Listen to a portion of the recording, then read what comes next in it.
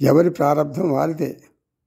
కర్మ సిద్ధాంతం ప్రకారం జ్ఞాని మనస్సు ఎటువంటి అనుభవాలు పొందాలో అవి పొందుతుంది.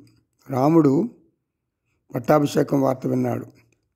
ఆ తర్వాత నగర బహిష్కరణం, అరణ్యవాసం వార్త విన్నాడు. రాముడి మనస్సు సమత్వంలోనే ఉంది. లక్ష్మణుడు భరించలేక కొంత అల్లరి చేశాడు. లక్ష్మణుడు తట్టుకోలేక కొంత అల్లరి చేశాడు. కానీ రాముడు నిశ్చలంగా ఉన్నాడు.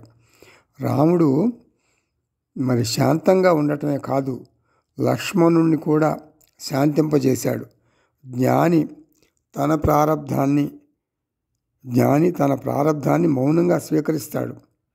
తన కుటుంబ సభ్యుల ప్రారబ్ధం కూడా వివాదం లేకుండా అనుభవిస్తాడు. ఎందుకంటే ఎవరి ప్రారబ్ధం వారిదే కదా. పిల్లలే తల్లిదండ్రులను మమ్మల్ని సరిగా పెంచలేదు అని నిలదీస్తారు. అయినా అన్నీ భరిస్తాడు. ఎవరు? జ్ఞాని. జ్ఞాని ప్రారబ్ధ కర్మను పూర్తిగా సుఖంగా స్వీకరిస్తాడు. జీవన్ముక్తి అంటే బయట కంప్లైంట్ లేదు, లోపల కంప్లైంట్ లేదు. భగవంతునితో కూడా చెప్పుకోడు. భగవాన్ అంతా సవ్యంగానే ఉంది అంటాడు.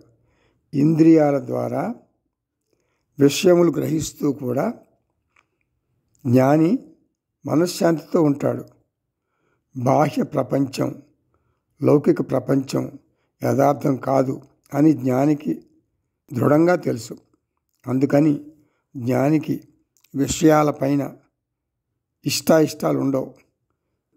పూర్ణస్థితిలో ఉండటం వలన రాగద్వేషాలు ఉండవు. అతని ఇంద్రియాలు తమంత తాముగా దేనిని కోరి పనిచేయవు. జ్ఞాని పూర్ణత్వంతో సమాజానికి హితం చేసే పనులు చేస్తాడు అంటారు అష్టావక్ర మహర్షి.